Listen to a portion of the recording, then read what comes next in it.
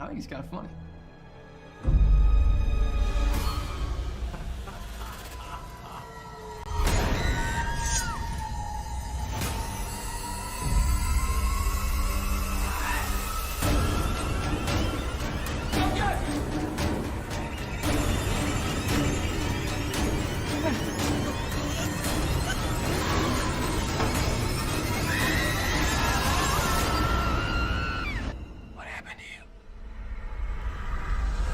Fucking hot shit, man. I'm fucking stoked. All right, I'm gonna throw these in some water. This should be interesting.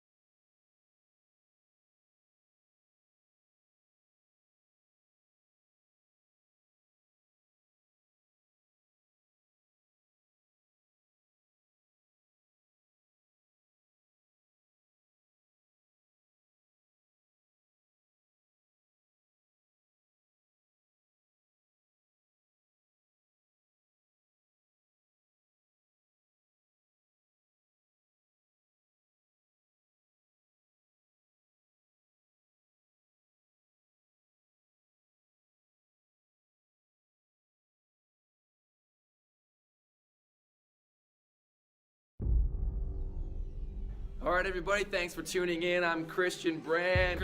Christian Brand, the mastermind YouTube sensation with 10 million YouTube subscribers. That's a pretty big deal. How does that even happen?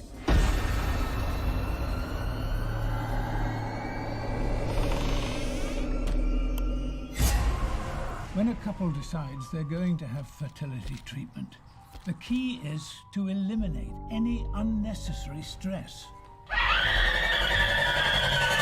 We should make this weekend like a location scout for the wedding. You mean use Jesse's place? Yeah, if it's cute. Real celebrities in my church. God bless. Why is he so weird? I think he's kind of funny.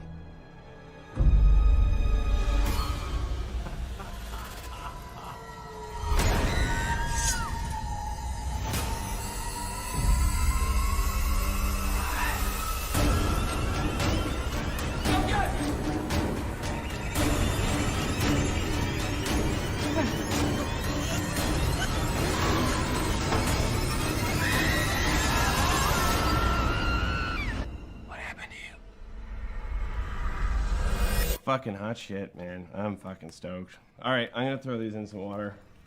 This should be interesting.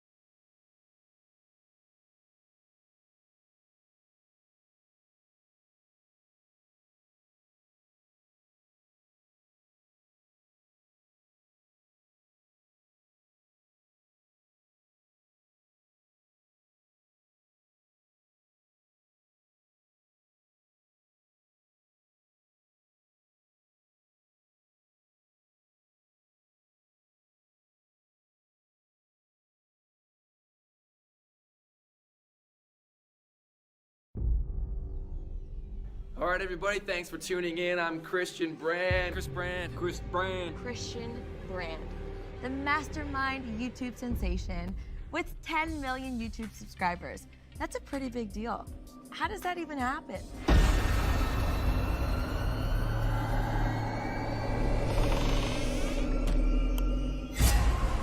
When a couple decides they're going to have fertility treatment, the key is to eliminate any unnecessary stress. We should make this weekend like a location scout for the wedding. You mean use Jesse's place? Yeah, if it's cute. Real celebrities in my church. God bless. Why is he so weird. I think he's kind of funny.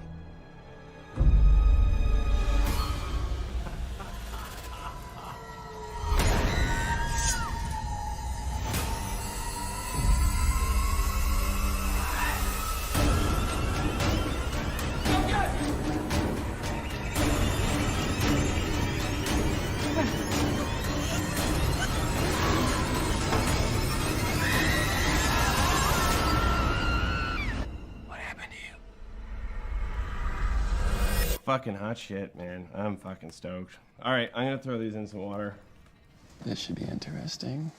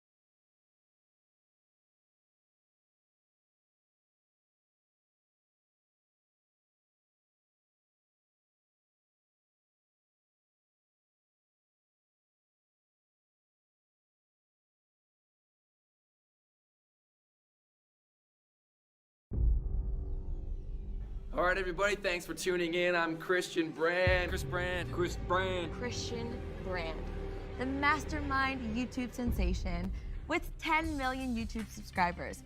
That's a pretty big deal. How does that even happen?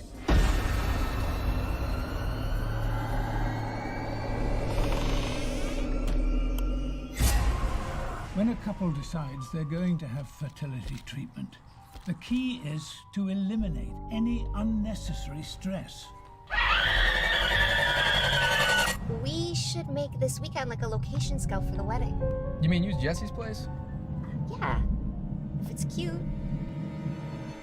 Real celebrities in my church. God bless. Why is he so weird? I think he's kind of funny.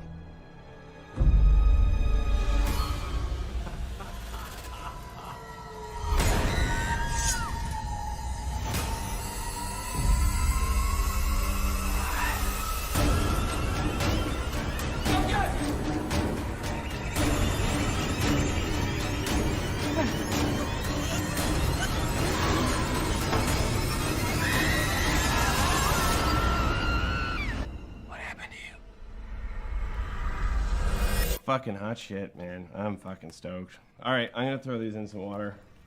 This should be interesting.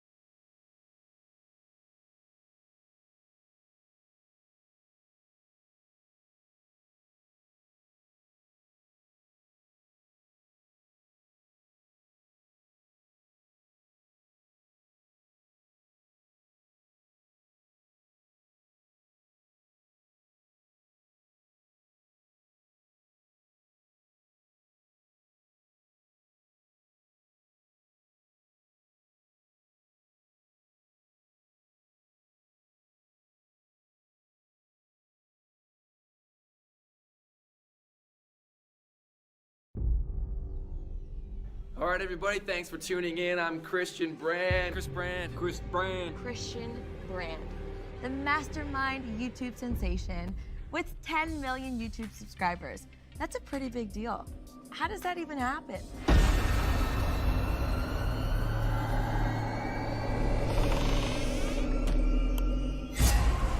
When a couple decides they're going to have fertility treatment, the key is to eliminate any unnecessary stress. We should make this weekend like a location scout for the wedding. You mean use Jesse's place? Yeah, if it's cute. Real celebrities in my church. God bless. Why is he I think he's kind of funny.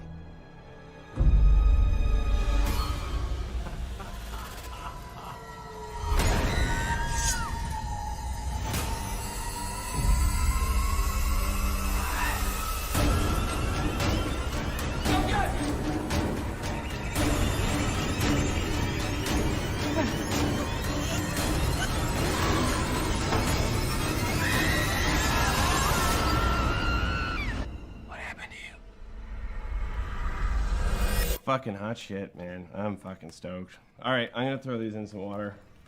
This should be interesting.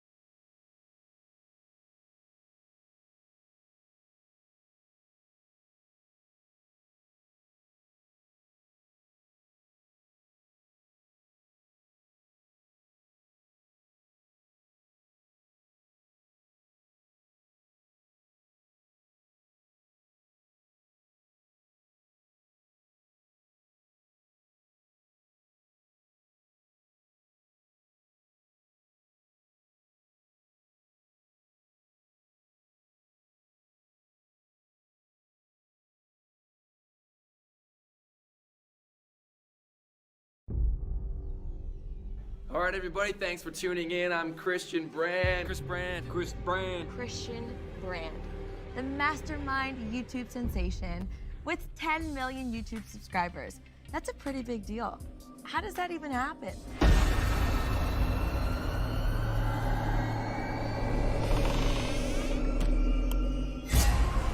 When a couple decides they're going to have fertility treatment, the key is to I'm Josh Milliken, and this is another episode of Dissecting Horror. We've been doing these free virtual live panels for a year now.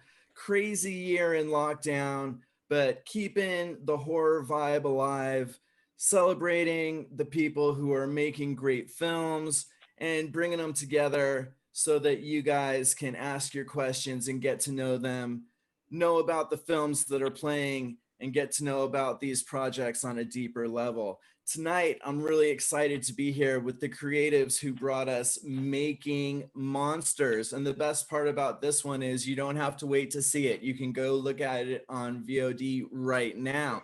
If you've already seen it, submit those questions. You know what I'm talking about. If you haven't, we might have a couple slight spoilers in the conversation, but you're still going to want to check it out after you see this panel. Look, I'm going to be honest to you. We've done a lot of these panels, and when I read the synopsis for Making Monsters, heard it was something about a prank show, social media, I kind of thought, yeah, I've seen this one before, but I had not. I'm really excited about this panel because this film really blew me away. I got to say it's one of the best ones I've seen so far in 2021. So you're going to want to be keeping Making Monsters on your mind, whether you've already seen it or you're just hearing about it on this panel for the first time right now. So without further ado, let me tell you who I'm here with. I'm here with the director, Justin Harding. How are you, sir? I'm good. How are you? Oh, I'm doing fantastic. We're also here with the co-director, Rob Brunner. Am I pronouncing your last name right, Rob? Yep, Brunner. It's all good. Right on, right on.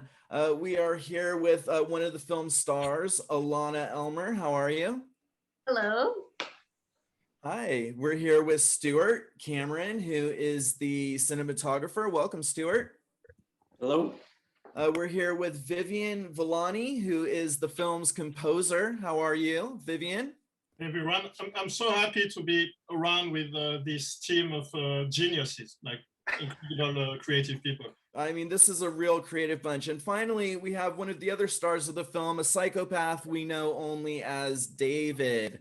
That's all I can really say about David. Here he comes into screen, exactly as we met him in Making Monsters. Glad you could shamble in there, sir. Yeah, we can hear you. I You're couldn't not be. you're not a mutie like Jason or Michael Myers. Nobody wants to be a mutie. Yeah, no, we got to know you, or who we thought was you, or who we think is you in a movie called Making Monsters, where you're one of the main characters. So I'm really excited to be doing this. Thank you all for being here. So first of all, this is kind of for Justin and Rob together.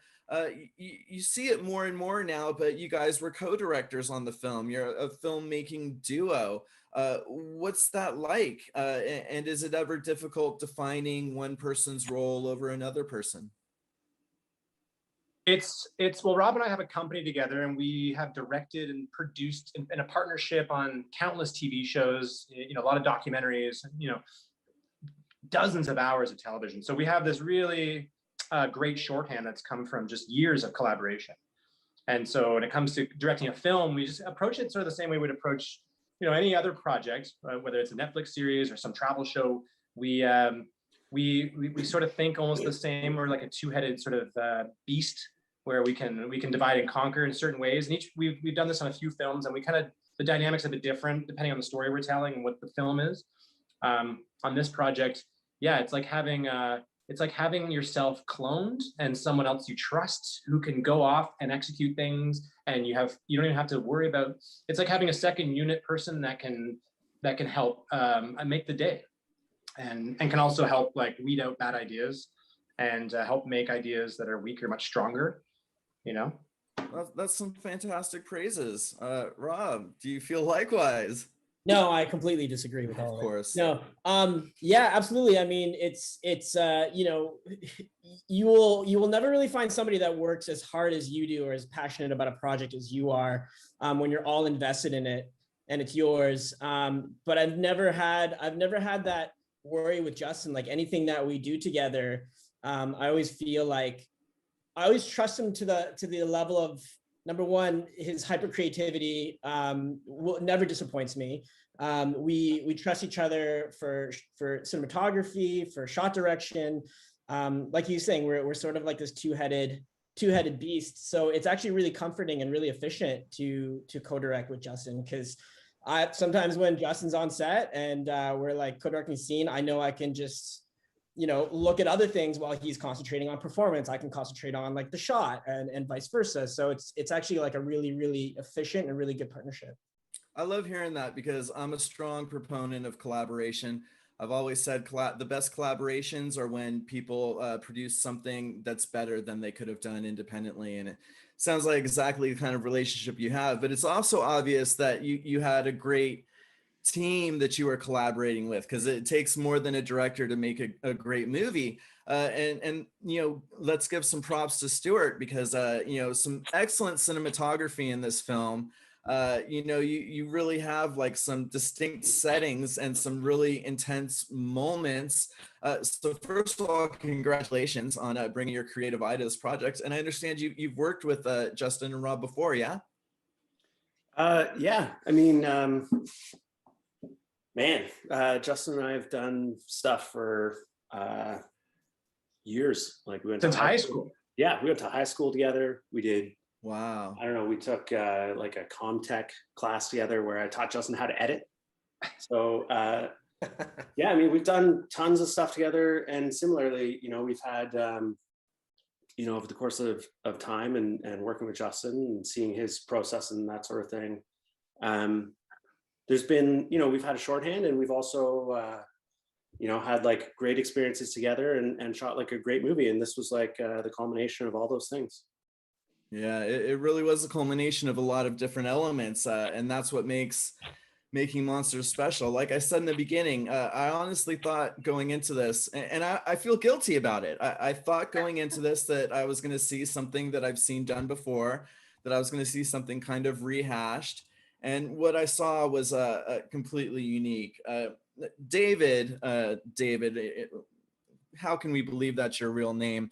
You're really unique. I mean, we see lots of slashers. We see lots of mass slashers. I see you pulling elements from Leatherface with the human hair. I'm assuming that's from one of your victims. You have a quirky attitude. You use a variety of weapons. I mean, all these things make you a really unique psychopath, if I may be so presumptuous. So let me ask you, one of the things you do is you slash and you shoot. We don't see that a lot, and you are a wicked dead shot. I mean, maybe you want to keep this secret so that the FBI can't find you, or there's going to be a sequel, but where did you learn to shoot like that, man? You're no joke. Don't worry, I've got it all coded. So the reality is that, you know, sitting back and shooting my own shit, if I can say it, is say whatever you like, man. Literally the easiest thing, because my victims do what I need to do. So it's like point and shoot. I've got a bit of a camera background, if you know what I mean. I think you're all over the place. You know, I see that you're in your lair from making monsters, so that's how we know it's really you. Well, it certainly is. It's not my house, but I'm certainly having a good time here. Yeah, you are. Yeah, you are. Crazy house. I hope never to visit you, frankly. Although I do love your scare lair. It's awesome. Let's talk to one of your co-stars now, Alana. Great times it must have been. You know, working with a legitimate psychopath like David. But you know, during the tech check, you were also talking about, you know, some of the more difficult scenes, and you actually you took a little bit of a beating throughout the process. So what did this man do to you, and how did you come out of this? Yeah,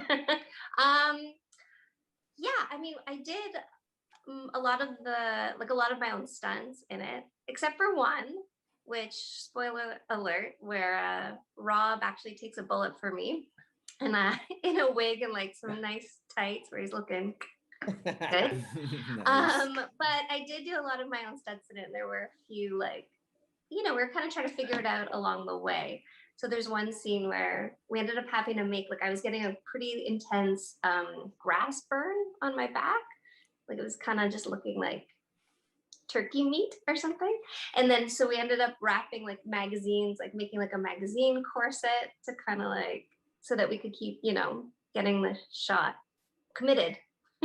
That's great. I mean, you know, I love hearing that, you know, people are willing to go the whole way. I mean, this wasn't just a physically demanding role. This is an emotionally demanding role, because basically your character, Allison, is on the verge of a nervous breakdown the entire time. And then she goes through some really otherworldly shit. Were those real tears? Are you able to summon that? And how was it like doing so much of that? I kind of loved it. I mean, Masochist. It would be weird because it was such a short like shooting thing. It wasn't like we were doing a few days here, a few days there. It was like a really intense, what was it, 10 days? Ended up being 16 days. 16 days. So it was this like kind of pretty compact like amount of time.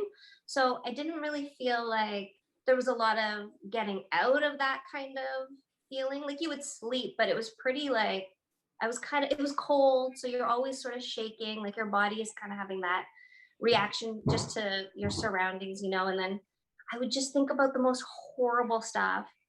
And John's place is like creepy, you know, and like I was away from my son for like a part of that time, not all of it, but like it's sort of, you could just tap into things like around you.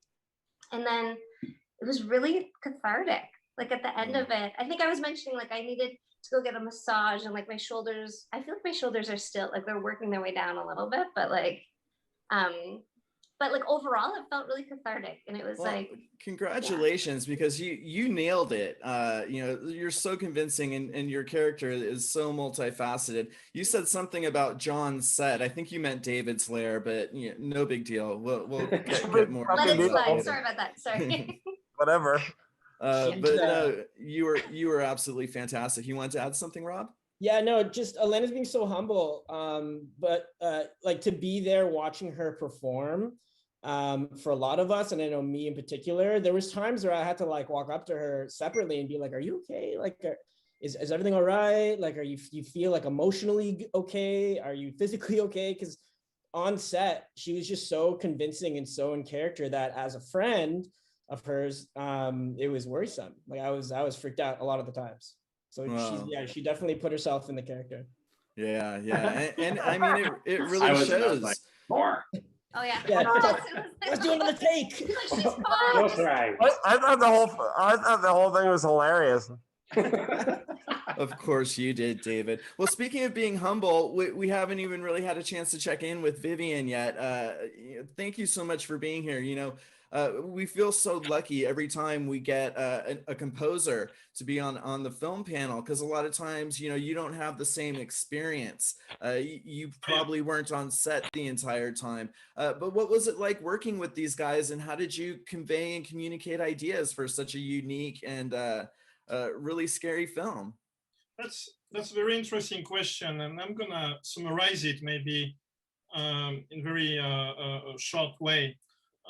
It's with Dale Andrews, who is the executive producer, and Rob. So I have basically two directors and one executive producer, and all of them were involved in the process. And the worst thing which can happen for a composer is if you have several people just seeing different things, because you just don't know what to do. And I was very fortunate, I would say fortunate, because my goal is to have the best product for the movie. What they may not be aware of is that all of them have a different point of view and were able to bring different inputs, which were all valuable, which means that some of the cues I started discussing maybe with Dale, and he said, "Wow, that's interesting idea, submit it to Justin." And then I go with Justin, who is also doing a time track of the movie. So it gives some direction, but he does the time track generally with music that I already submitted myself to him. So it's already stuff that I know are kind of consistent with my universe and what I like, and the way we're gonna be, tuned together in terms of creativity. And so maybe Justin, after Dale, is gonna go further into the process. And eventually Rob, sometimes I come to him with a certain cue, and he finds a new idea on top of that, which makes it even better. And so, and I'm not sure if they were aware of it, because sometimes, because they were busy during the post-production process on different projects. So they were not all available at the same time. And I mean, from my own point of view, I can see how that team eventually contributed to have the best product without any kind of competition. Again, very often you have composers who have really a nightmare episode because they have a producer and a director and an executive saying different kind of things, and then they're completely lost, and maybe eventually they get fired.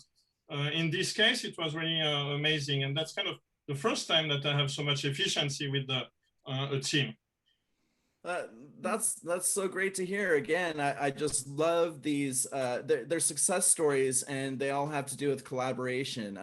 The team you surround yourself with means so much, and clearly, this is a team that works extremely well together. We'll get back to that in a minute, but. David, I did have a question for you, man. I mean, people look at me and they think, oh yeah, that guy smokes a little weed, maybe he does little mushrooms.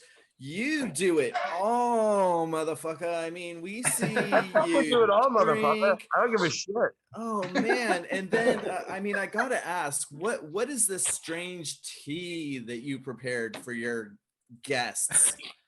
I give them mushrooms and then I drug them virally with intravenously.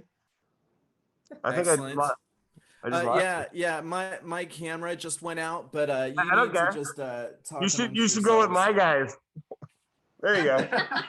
I'm back. I was just I mean, is your tolerance just through the roof? Do you have a favorite of drugs? Of drugs, man. We're talking drugs now.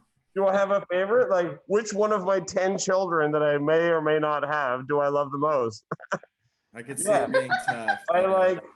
you that, know, that was one of the things that just impressed me about you. I mean, it doesn't seem like it would be possible to like slow you down. Like you're really unstoppable.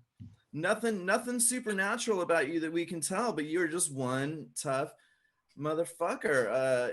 Talk a little bit about some of the injuries you took, but let me just throw this out to everyone, because I do a little homework before these things. I look at y'all's IMDb pages, and it seems like quite a few of you have a background in reality TV. And I'm wondering how that played into this film, which is a work of fiction, but does kind of have a reality TV angle. And that's just to anyone who wants to run with it. We've worked on a lot of reality TV in Canada and various documentary series around the States as well.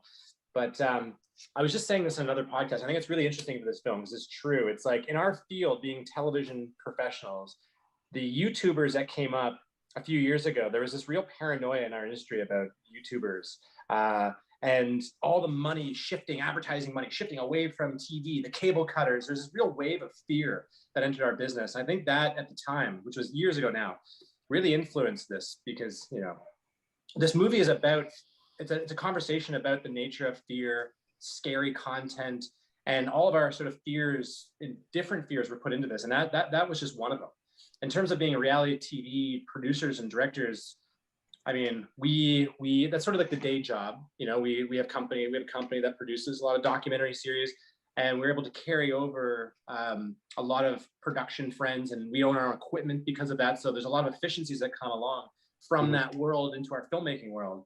But it's a different skill set, going into this type of production from that world. It's very, very different. Only comparable because you're solving problems and you're being creative, but really it's a very different beast, I'd say. Yeah, very interesting. I was gonna lean into that as well, like saying, like one of the things that's interesting in the reality TV world and like documentary world is the nimbleness to take scenarios and to actually milk them for what they're worth and make something out of something that's maybe not necessarily planned for or anything like that. And I think that really transitioned into and transitions with you guys into your filmmaking. A lot of times the schedule, we were able to do things like match scenes that happened on completely different days based on weather, because you guys were able to, everybody involved in the film was able to work around that with their acting and stuff like that in the script. But there's a nimbleness there that doesn't exist like in the commercial world, or people throw money at problems instead of being creative with solutions. And I think that's kind of, benefit that, we all have coming from that world. So. Yeah, and Josh, none of it would have really been possible unless we had that background in TV, because we cashed in on every single favor we possibly could with every single one of our production friends. And, we had the DP of The Amazing Race as a grip, rigging cars, we had so many teams that we've leaned on and trusted for so long that have helped us move forward in our careers on this film, to help us yet again move forward in our careers. So that whole world really made this film happen, for sure. Fantastic. It's really interesting because on the one hand, like Justin was saying, they're so different. But Rob, you point out that one really couldn't have happened without the other. So it's really interesting to hear. And I think it speaks to the fact that whatever industry you're in, as long as you're trying to be the best at it, new opportunities will follow. So no, I'm enlightened by a lot of that. Thank you for unpacking that with me. Vivien. About reality TV? Sure. I mean, obviously you're a fan of prank shows and whatnot. No, I don't know, man, because I don't know what these guys are talking about, because I'm in the dark web, and what happens in the dark web, I make way more money than all of you guys. And I can do whatever the fuck I want, right? So yeah. We may or may not send our intrepid viewers over to your internet domain to see what you've got going on. That's definitely another interesting facet of you. You're very techno horrible. So you've got the cameras and the internets and the dark webs, and you're just really a Swiss Army knife of a psycho. There's just something about you, David. And there's a lot of sickos out there. There really are. There really are. But one of the interesting things about making monsters is that, you know, you have what might appear to be a straight ahead slasher, but there's always in the background that comes up at very poignant moments, the potential of a supernatural element that's never really confirmed or denied, although there's plenty to debate about. So Vivien, I wanted to ask you, as a musician, were there any ways that you conveyed the possibility of the supernatural through your music? I'm not sure if I'm going to answer your question, but one thing that I really worked on achieving on this movie, which is not only on this movie, it's kind of one of my obsession as a composer. It's about, I think in life, nothing is all one way or another. You know, I think many feelings are complex. Many people are complex and are involved in different kinds of layers. And in this movie, for example, you have a killer who is both really dark and at the same time some sort of Beetlejuice nature, which is almost crazy. And I tried in my music always to have different kinds of layers. And it was not just out of the blue, because it was also after the conversations that I had with the team and also the time track of Justin. I could feel that from time to time, all of a sudden, they just switched to a completely different feeling, from dread and horror to something lighthearted. And also, even sometimes, I don't know, like we mentioned Alana. I'm gonna give you a short example. Alana, for example, she was switching from sometimes very like dreadful moments to really emotional ones. And there is a theme which is something very traditional, which was some sort of romantic theme for the couple. And it was important we discussed that, because we wanted to have inside the music something which was giving some sort of genuine feeling about the feelings inside this couple, which is going to be torn apart. And as I said, anytime, any cue, I like to put different kinds of stuff and different kinds of layers. So for example, in the romantic theme, I put something which is a bit dissonant here and there. So it gives this feeling of anxiety already, you know, which is like to prepare the audience. So it's not exactly how it is in the movie, but I'm gonna play the love theme, and in the middle, sometimes there are some sort of dissonances. Yes, please.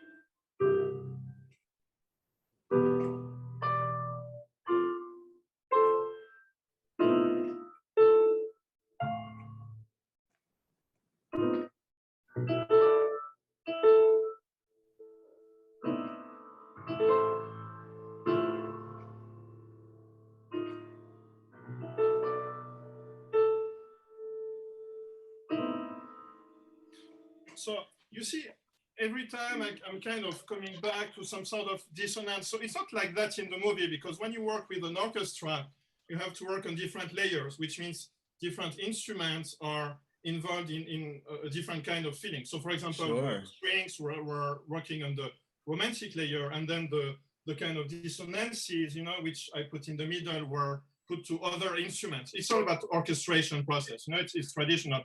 But again, even in the most horrific cues, I try to put some sort of beauty. And in the romantic cues, I try to put some sort of anxiety.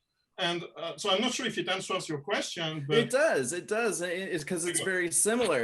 You know, the way that the entire film kind of keeps you off kilter in those ways. You know, even in the moments that are very comforting, there's something kind of creepy, like you know. How wonderful that David was able to acquire this church from the dude he killed, you know, because it was just such the perfect setting for the mayhem that followed, that we all got to witness thanks to his cameras placed all over, and the dark web. But something else I want to mention, because when I was doing my research on you guys, it seems that more than one of you has prosthetics, FX makeup background, and this film has some great gruesome effects, and one of them has to do with a pitchfork that I think people are going to be talking about for a long time. Excellent work on behalf of the psychopath and the final girl for wielding and accepting the pitchfork in turn. But yeah, you guys want to talk about a little bit about what it took to bring that scene together? Yeah, this movie had a couple different makeup artists. So that pitchfork effect was done by an effects artist named Alan Cook, who's in Toronto, and he does a lot of the big productions in the city. He does all the monsters for Star Trek, and he just finished Dune. He does all of Del Toro's films here, the Strain series. He's one of the best there is in the country, and he was brought in to do a couple special effects like the pitchfork. Now John, who was a very important part of this production as well, who owns that church, owned it originally before he was killed by David. He is an effects designer as well, a prosthetic artist, a sculptor. So all of the sculptures you see in the movie were actually done by the owner of the church.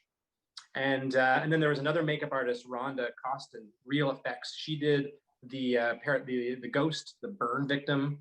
She did all of those effects. And so it was really like, there's 3 different kind of groups of effects that came into this project. That's fantastic. And you mentioned the burn victim. What a crazy character that is.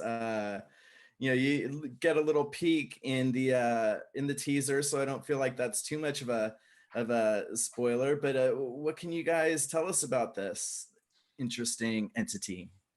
This creature was performed by a creature performer in Toronto named Jarrett Sedal. He's the guy at the beginning you see running naked to the field. The very first shot of this movie is this guy running buck naked through the field. It was one of the first shots we did in the whole production. Yeah, I forgot to mention that you have full frontal male nudity and dismemberment all really in the first 2 minutes of the film. Yeah. So great hook for the hardcore horror fans. And props to the Psycho. Fuck yeah. Yeah, that was done by Jarrett, who is an awesome performer. And that creature, and Rhonda did a full sculpt of his head, did a full cast, and then created this custom cowling prosthetic that went over top of him. And he was in makeup for 8-9 hours a day before he was on camera. A trooper. And Jarrett's done a number of monsters with us. We've done about 5 or 6 different creatures together with Jarrett. Well, speaking of troopers, David, you've been a real trooper. Feel free to take off the mask and let me introduce Jonathan Craig, who is the really brilliant actor who made this really wonderful and unique psychopath. Well, hello. So John, hi guys. There he is.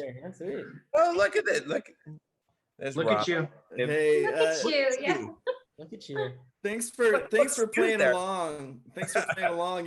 What the fact that you're there on the set, what was the set, and the fact that you had the mask and everything. I really think that was a lot of fun. So thanks for playing along with that. But I have to give you props now as an actual person for being such a fantastic actor with this really unique psychopath who's really intelligent and really brutal. Well, thank you so much. I mean, it's only from all the other people on the screen that I could do that. And, like the 2-headed dog of directors and it really was. And Stu, like the way that we could actually make these scenes, it was very impressive. And I can tell you, it came from a conversation just as we got to church. And I'm like, wow, yeah, well, maybe, make a horror movie like we always talked about. So did the location kind of inspire the movie then? Oh yeah.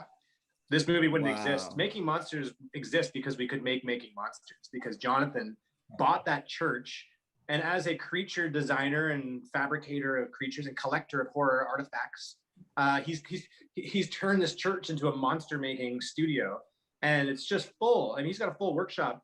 John, you should show Piddles McGee or something.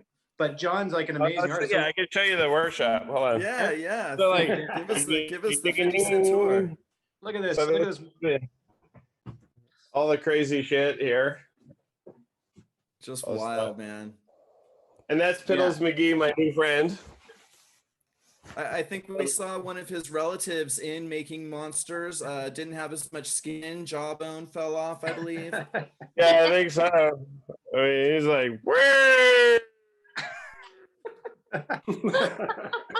It's wild, you know. I mean, I suppose this isn't the first. This probably isn't the first time a location has inspired a horror movie, but you know, it's wonderful to hear because in a very literal sense, the house is a character. That happens in the best horror movies, and you achieved it here, all of you.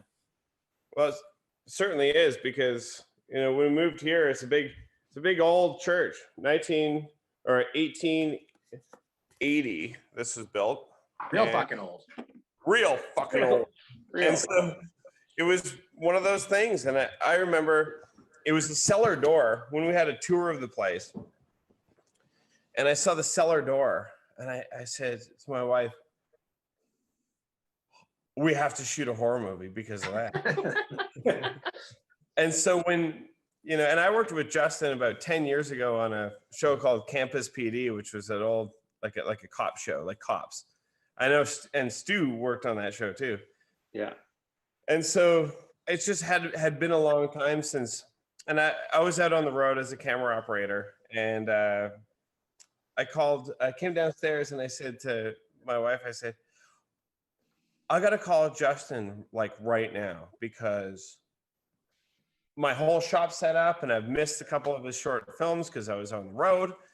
And that's when I called him. And then like with Justin and his writing, he just like, I think it was like it was in like a day or two, he came up with a concept and was like coming up with concepts. And then in like a week or whatever, I was down on the river fishing and he's like, okay, are you ready?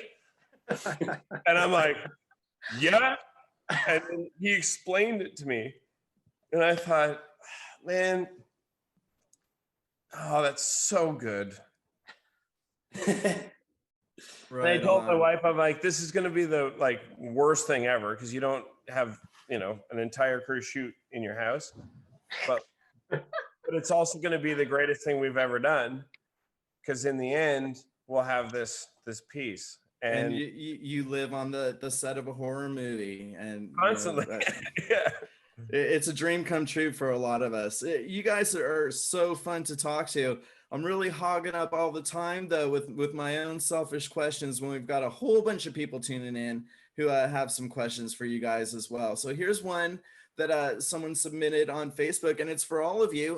What was your favorite scene in the film to make? And Vivien, why don't we kick it off with you and say what was your favorite scene to compose? Oh, it's complete.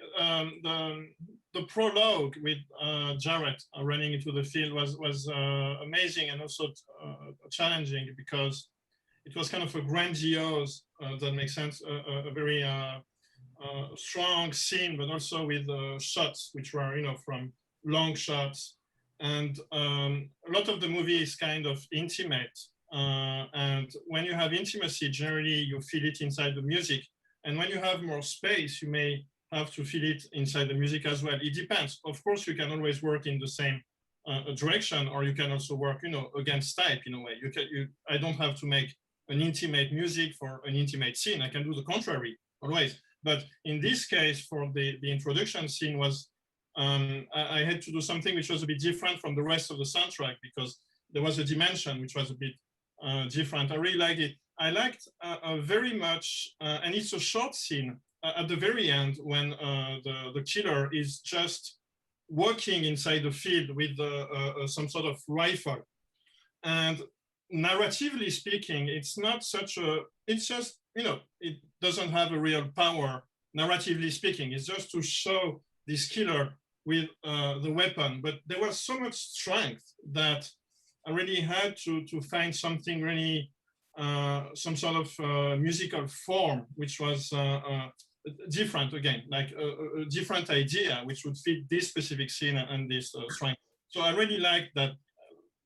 last scene, not the last, but before last, let's say, when he's just walking in the field with this weapon, and you have, all this energy with it. Yeah, fantastic. Both fantastic scenes. Stuart, how about you? No, sorry. I love listening to Vivien talk because he has such a different perspective of the whole process. Because like John was saying, Justin wrote this film. Like he called me one day. He's like, I got this film. We're going to shoot this film. And he explained like, there's going to be a snowmobile and like all this stuff. And then like a week later, 2 weeks later, he had a full script. And I never, ever had a chance to do any like pre-production. I went to John's house. I went to the church one day to do a scout, like on my own time. And, he showed me around and, but we didn't really talk about characters or anything. And it was just kind of like, we showed up and just started shooting a film. So to hear Vivien talk about like, like the retrospective or like, having the time to think about character and stuff like that, like we were just like making a movie. It's all, that's why we always love it when we can get the composer to contribute to these panels, because it gives a perspective that even the cinematographer and the directors might not see. So it's the soul of the entire movie is Viv. Well, it brings so much to life, to the acting, to the film, to the visuals, to everything. It ties everything together. But absolutely. I think I come afterwards. I come almost last, and I have this overview about the whole.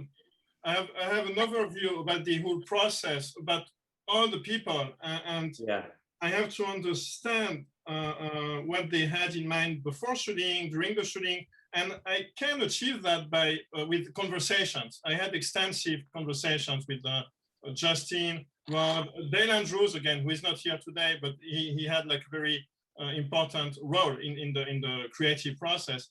And I'm a bit like, I take some distance like that, and I stay here and I observe everyone for some time, and then I have to put everything, that I feel from the movie, but also that I feel from the conversations that I had inside the soundtrack, and either what people told me or didn't. The notion of undertext, subtext. So people may say stuff or may not say it, and especially some directors, they're gonna shoot something which obviously is about a certain topic, but they won't tell it. They won't admit that it's about this topic. So I have to understand what they tell me, what they don't, and eventually everything has to go inside my music, or not if I don't want to. It just depends on choices. But I have an overview and the distance, which is then, and that's exactly what Stuart is talking about, because they are really inside the process, and then I can take some distance. Right, absolutely, and it's wonderful that you're here to share your perspective. So, Stuart, I think you're about to tell us your favorite scene, your favorite scene to make. I think. I don't know. There's two. The best scene to make, I think, was the final scene, just because there was, and I can't really remember. I can't remember if we did it at the end of the day of the barn scene or if it was a totally different day. But whatever it was at the end of the day. We had, like, Justin had the scene and he wanted all this coverage and, all this stuff. And we literally were running out of daylight and we had no lighting. So we were just like, we shot the scene and we basically did a oneer, I think. And then went back, I know, maybe the next day or something. Wow, we're looking for John's belt. So maybe that was another day we did the. We lost my belt for. Was that a different day? I can't. We did it in 2 days. We got most of it in one take. Jiro found my belt. Jiro. Yeah, Jiro. We went back it was like a week later almost, and we shot because I wanted more shots of Alana's expression as she's like strangling the guy. Yeah. But it's interesting the way it's cut, because I was watching it again. It's almost impossible to tell because we're drifting from John to Alana, from John to Alana. We never got down to the feet. But then when you look at the GoPro footage, which was a totally different take, it's almost seamless. Wow. And I don't know if we did it. It felt like it was 2 different days. The only way you can tell the difference is if you look at the clouds in the background. One day there was no clouds, and the other day there was, and that's, but you can barely notice it. It's crazy. Anyways, crazy synchronicity. That scene was, it was incredible that we pulled it off. Fantastic. Dave, or Jonathan, excuse me. What was your favorite scene? You know, when Viv was saying it, it's like, shit. Okay, when making a horror movie, you know, in the house and all the stuff, and I was doing the set stuff, and I was doing the breakdowns, the makeups, and it was all nuts and crazy and no sleeping, and you know, that whole bit. Take that away. The guy who did the Pitchfork, Alan Cook, who did that Jesso had mentioned, he had built a full prosthetic, new skin here, and we had tubes running out. Wow. So it was all rigged up. That's, for me, it's like we're in my neighbor Jan, his barn down the road. Beautiful man who let us, Jan and Carrie let us use their barn for this shoot. No questions asked, just lovely neighbors. And fantastic. I was there, and it's like the fucking like, "Wah!" And I'm like, "Ah!" And the blood's fucking just pouring down my neck, just like down into my underwear, and it's like, you know, like fake blood. It's just so fuck. Ah! And I'm pouring this in my mouth, and I'm gagging on it, and it's like, Justin's like, fucking go, and Brunner's like, here, fucking do this, and I'm like, holy shit, you know.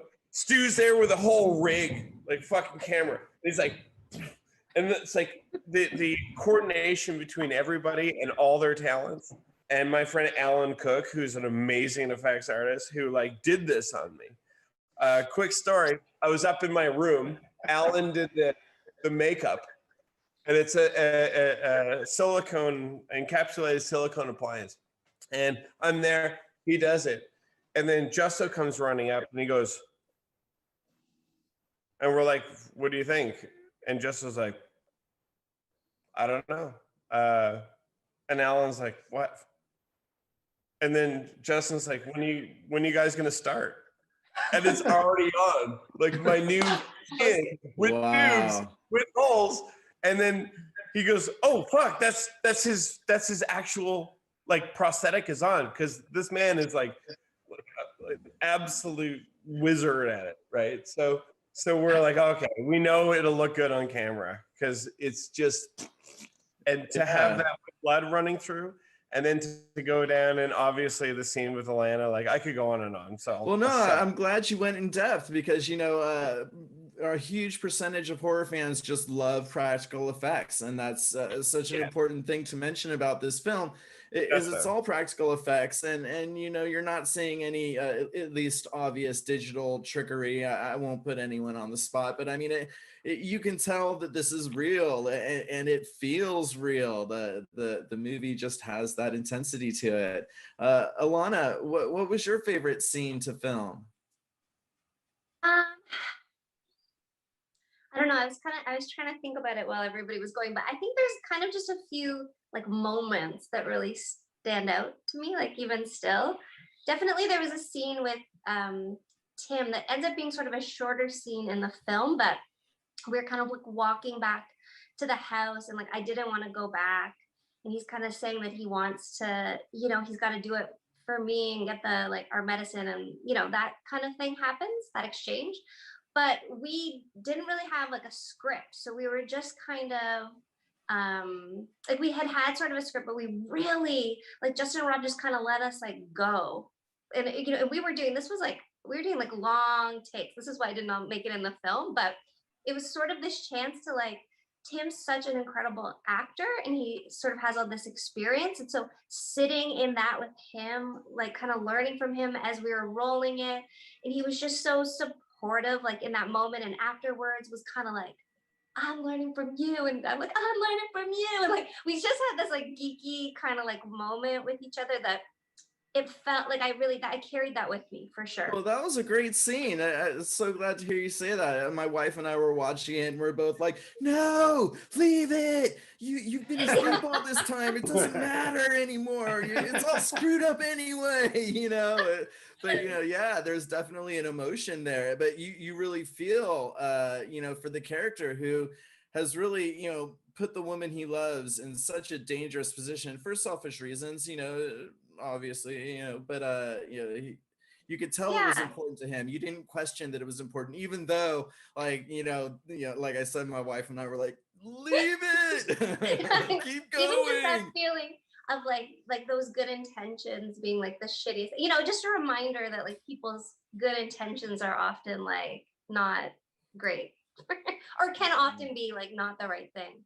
But then I also have to say like the end scene with John was so like, I don't know, I just feel this like chemistry when John and I are together. There was always this kind of like rogue, like, or like a little bit of like a rawness. Like we're both kind of like rookies in this way, but then also like so committed and like also kind of like trying to figure that out together, that energy, like wield that energy. And like, we just wanted it to be so good. And like, you had to like, do we it. were putting so much into it, and like, I ended up like really hurting John by accident, but in this like raw moment. And then it's kind of the take that ended up getting used, but we just shared so many like some like legit pain for our heart project in it, kind of, or something. So it was like, can I add into that? I think like, it was either the Pitchfork scene or the final scene where she's strangling David or Mr. Vitt, as we quote unquote.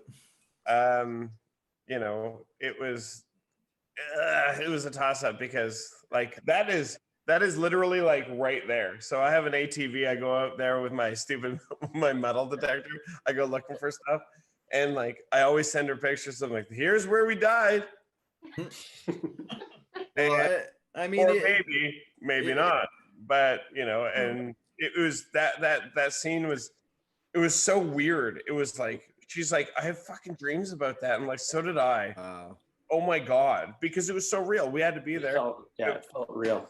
Yeah. I mean, you guys gave such powerhouse performances. I mean, and one of you really could have undone the other had you not been equally committed. So, it's a testament to the whole collaborative process once again.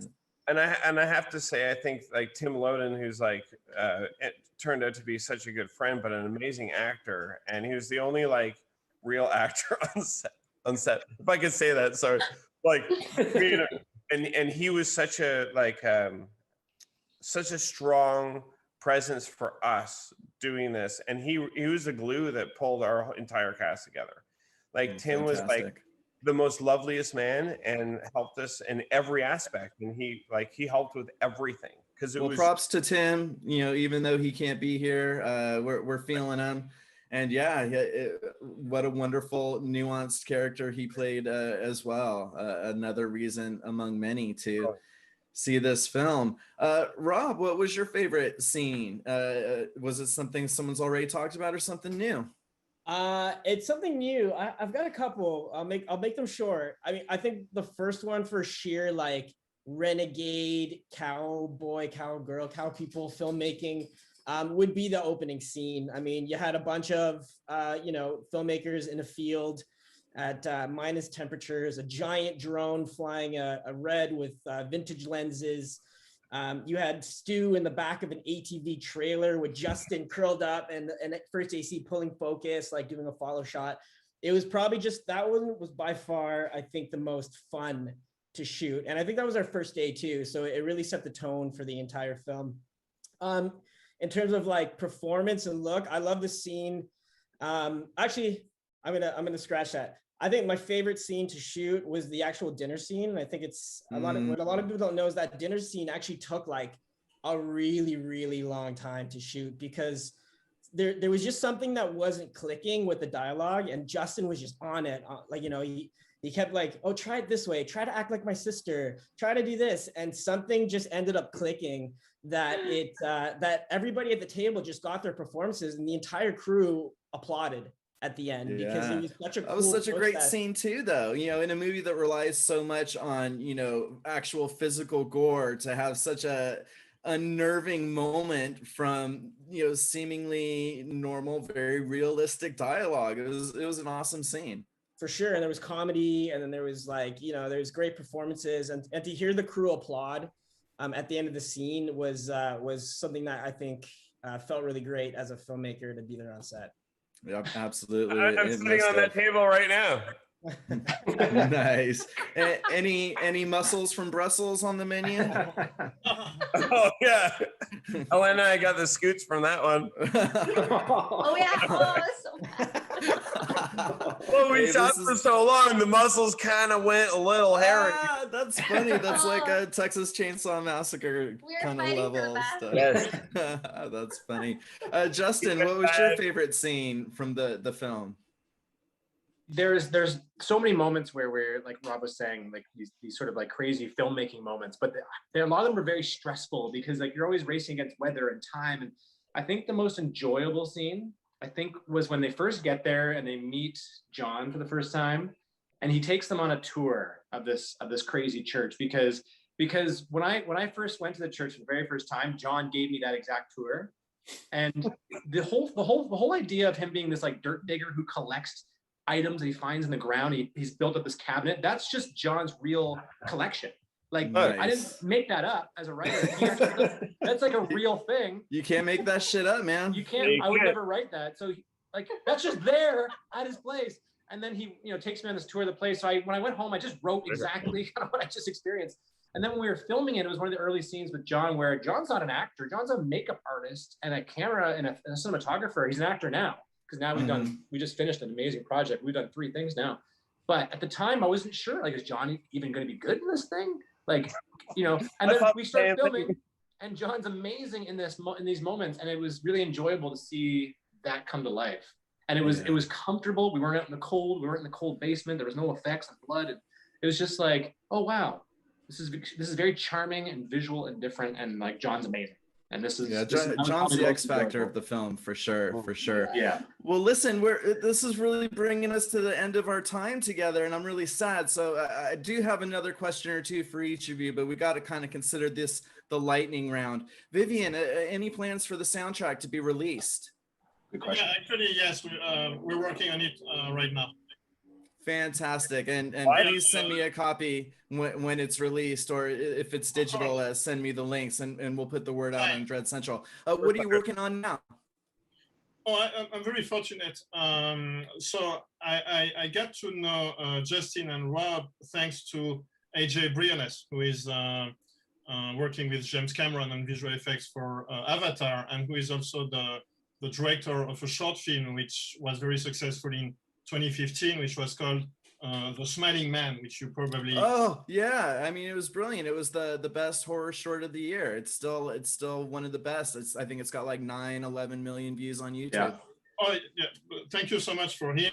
But so basically, Justin and Rob, I met them all together in Hollywood during the festival, which was called Holy Shorts. They trusted me based on the fact that I was part of this movie called The Smiling Man. And I'm fortunate because right now we're starting meetings with AJ Briones on his first feature film, which is going to be incredible, in my opinion. So that's just wait for it. Right on. Can't wait to see what you do next, and I can't wait to get the soundtrack in my hot little hands. Hopefully a vinyl pressing would just be awesome. Alana, lightning round, just give us some final thoughts on Making Monsters and why folks who haven't seen it should be excited to see it. Well, I think that you kind of summed it up earlier a little bit when you talk about that you don't know what to expect. You're going to think that it's one thing, it ends up being another thing. And that is always a fun time, especially like right now, there's not a lot that we're able to do here in Canada. We're in like another lockdown situation. So that's like the perfect time to just like lose yourself in a fun, scary, creepy, a little bit sexy, charming, like great movie, It's a perfect movie for the crazy, weird, indefinable times we're living in. Very well said. Jonathan, final thoughts, man. Before your final thoughts, you're so cool, dude. I would love to just hang out with you all night, even if that meant getting an armful of propofol and waking up 4 days later, man. Let's go, man. How long's the flight? I'll book it. Shit, man. Don't write a check. You can't, because I'll party it up with you, motherfucker. Fuck that. I got a bonfire. I'm gonna light for you. I'll wait for your flight. I'll have one of my people come pick you up and let's go. All right, I'm gonna have Jordan give me your phone number or your Hells email. yeah.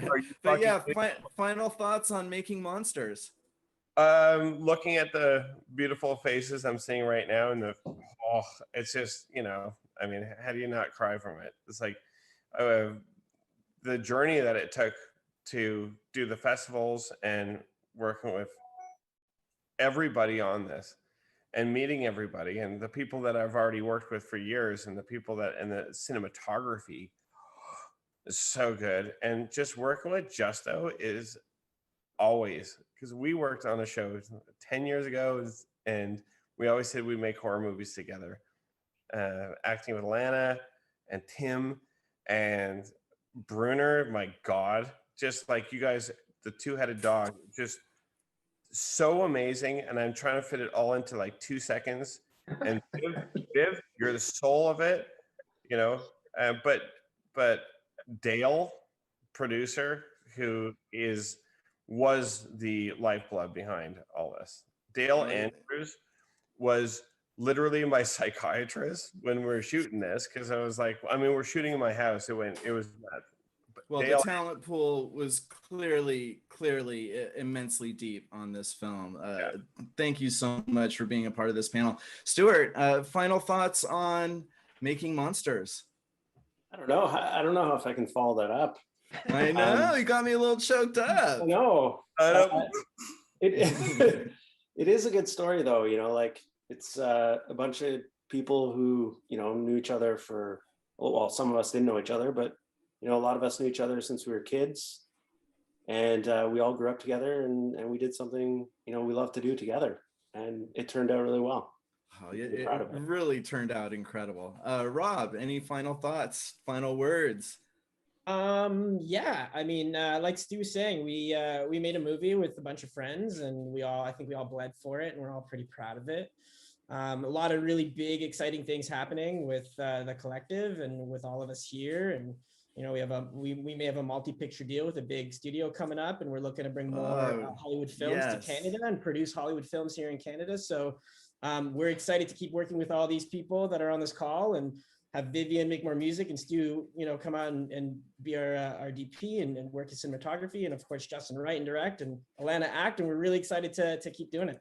Well, it's such a great dream team. I'm so glad to hear you guys are going to keep working together. And I hope this really is just a stepping stone to a much bigger and much brighter future. Justin, any parting word? You get the final words of the panel, my man. Bring it home for us.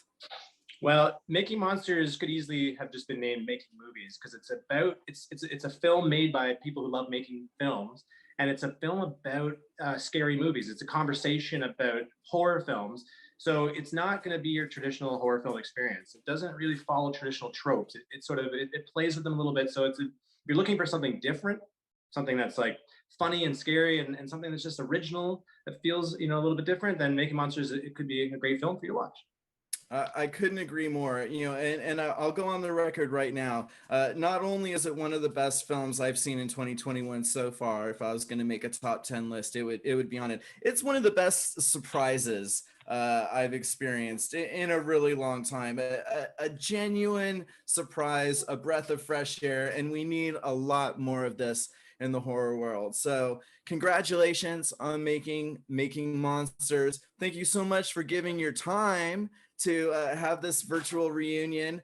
You are all such stellar panelists. Please stick around for a second. But we are going to sign off now and say goodbye to those who have been watching on the stream. I want to thank everyone at Dread Central for backing us up, and we'll see y'all next time. Take care. Bye. Thank you so much. Everybody, thanks for tuning in. I'm Christian Brand. Christian Brand, the mastermind YouTube sensation with 10 million YouTube subscribers. That's a pretty big deal. How does that even happen?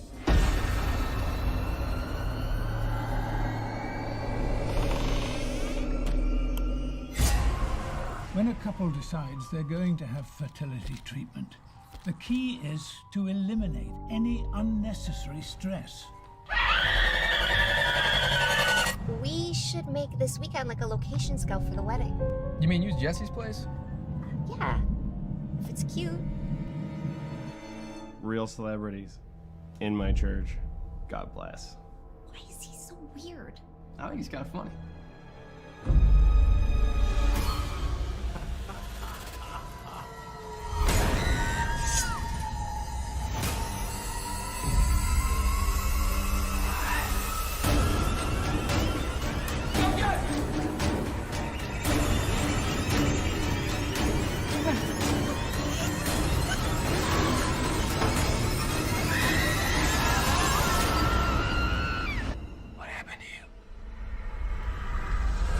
Fucking hot shit, man. I'm fucking stoked. All right, I'm gonna throw these in some water. This should be interesting.